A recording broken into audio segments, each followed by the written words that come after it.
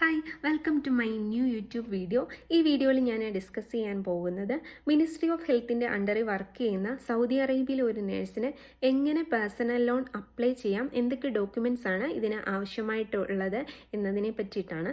അപ്പോൾ ഈ വീഡിയോ നിങ്ങളാരും സ്കിപ്പ് ചെയ്യരുത്, മുഴുവനായിട്ടും കാണുക. അപ്പം നമ്മളിവിടെ സൗദി അറേബ്യയിൽ വന്നതിന് ശേഷം നമുക്കൊരു ബാങ്ക് അക്കൗണ്ട് ഉണ്ടായിരിക്കുന്നതാണ്. നമ്മുടെ സാലറി ക്രെഡിറ്റ് ആവാൻ വേണ്ടി ഒരു ബാങ്ക് അക്കൗണ്ട് ഓപ്പൺ ചെയ്തെന്നായിരിക്കും. മെയിനായിട്ട് നമ്മൾ അൽറാജി ബാങ്കിലായിരിക്കും അക്കൗണ്ട് ഓപ്പൺ ചെയ്യുന്നത്.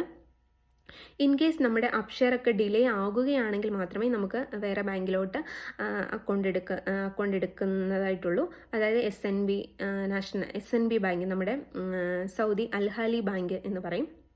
അപ്പം ഞാനിന്ന് നിങ്ങളോട് പറയുന്നത് അൽറാജി ബാങ്കിൽ അക്കൗണ്ടുള്ള ഒരു നേഴ്സിന് എങ്ങനെ പേഴ്സണൽ ലോണിന് അപ്ലൈ ചെയ്യാം എന്നതിനെ പറ്റിയിട്ടാണ്. അപ്പം അപ്ലൈ ചെയ്യുന്നതിന് മുൻപേ തന്നെ നമുക്ക് അറ്റ്ലീസ്റ്റ് ഒരു 3 to 4 സാലറി എങ്കിലും നമ്മുടെ ബാങ്ക് അക്കൗണ്ടിൽ ക്രെഡിറ്റ് ആയിട്ടുണ്ടായിരിക്കണം. അതേപോലെ തന്നെ നമ്മുടെ ഇക്കാമ, നമ്മുടെ റെസിഡൻഷ്യൽ ഐ ഡിൻ്റെ ഒറിജിനൽ നമ്മുടെ കയ്യിലുണ്ടായിരിക്കണം. അതേപോലെ തന്നെ നമ്മുടെ പാസ്പോർട്ടും ഒറിജിനൽ നമ്മുടെ കയ്യിലുണ്ടായിരിക്കണം. പിന്നീട് നമുക്ക് ആവശ്യമായിട്ടുള്ളത് നമ്മുടെ സാലറി സർട്ടിഫിക്കറ്റ് ലെറ്റർ ആണ്. അത് നമ്മുടെ മുവാരിദ ID ലോഗിൻ ചെയ്ത് നമുക്ക് ലെറ്റേഴ്സിൽ പോയി നമ്മുടെ സാലറി സർട്ടിഫിക്കറ്റ് ലെറ്റർ നമുക്ക് കളക്ട് ചെയ്യാവുന്നതാണ്. അപ്പോൾ ഈ 3 ഡോക്യുമെൻറ്റ്സ് മാത്രമാണ് നമുക്ക് സൗദി ബാങ്കിൽ നിന്ന് ലോണിന് അപ്ലൈ ചെയ്യാൻ ആവശ്യമായിട്ടുള്ളൂ.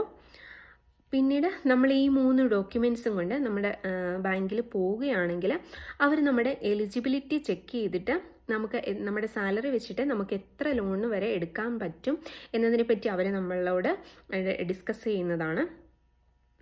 അതേപോലെ തന്നെ ഈ ലോണ് ഇത്ര എമൗണ്ട് നമുക്ക് സാങ്ഷൻ ആവുകയാണെങ്കിൽ അതിൻ്റെ ടെന്യൂവർ നമുക്ക് തന്നെ സെലക്ട് ചെയ്യാവുന്നതാണ്.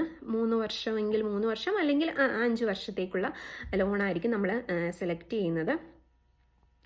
അതേപോലെ തന്നെ ഇപ്പം നമ്മൾ മോർണിംഗ് ആണ് നമ്മുടെ ബാങ്കിൽ ഈ 3 ഡോക്യുമെൻറ്റ്സുമായിട്ട് നമ്മൾ മോർണിംഗ് തന്നെ ബാങ്കിൽ പോവുകയാണെങ്കിൽ പേപ്പേഴ്സ് എല്ലാം സൈൻ ചെയ്ത് അവർ എല്ലാ കാര്യങ്ങളും എക്സ്പ്ലെയിൻ ചെയ്ത് നമ്മൾ അത് അക്സെപ്റ്റ് ആണെങ്കിൽ നമ്മൾ പേപ്പേഴ്സ് സൈൻ ചെയ്യുകയാണെങ്കിൽ 3 to 4 hours, അതായത് നമ്മൾ രാവിലെ ഒരു 9 മണിയൊക്കെ പോവുകയാണെങ്കിൽ ഒരു ഉച്ചയാകുമ്പോഴത്തേക്ക് നമ്മുടെ അക്കൗണ്ടിലേക്ക് ഈ ലോൺ എമൗണ്ട് നമ്മുടെ അക്കൗണ്ടിലേക്ക് ക്രെഡിറ്റ് ആവുന്നതായിരിക്കും.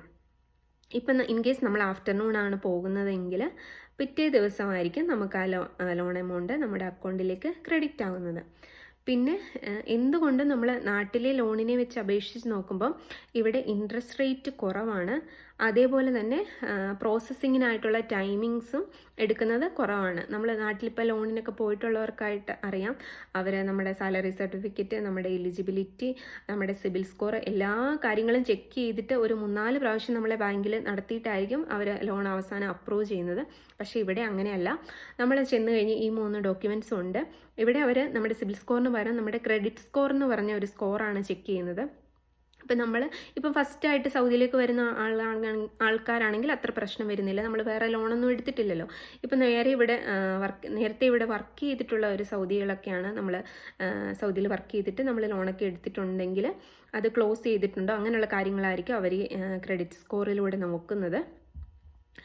അപ്പം ഇതാണ് നമ്മുടെ സൗദിയിൽ ലോൺ എടുക്കാൻ വേണ്ടിയിട്ടുള്ള പ്രോസസ്സിങ്. അപ്പം ഈ വീഡിയോ നിങ്ങൾക്ക് എല്ലാവർക്കും ഇഷ്ടപ്പെട്ടെങ്കിൽ ലൈക്ക് ചെയ്യുക, ഷെയർ ചെയ്യുക, സബ്സ്ക്രൈബ് ചെയ്യുക. ഇനി ഇതിനെ പറ്റിയിട്ട് എന്തെങ്കിലും ഡൗട്ട്സ് ഉണ്ടെങ്കിൽ നിങ്ങൾക്ക് കമൻറ്റ് സെക്ഷനിൽ ചോദിക്കാവുന്നതാണ്. അപ്പോൾ പുതിയൊരു വീഡിയോ ആയിട്ട് വരുന്നത് വരെ ബൈ.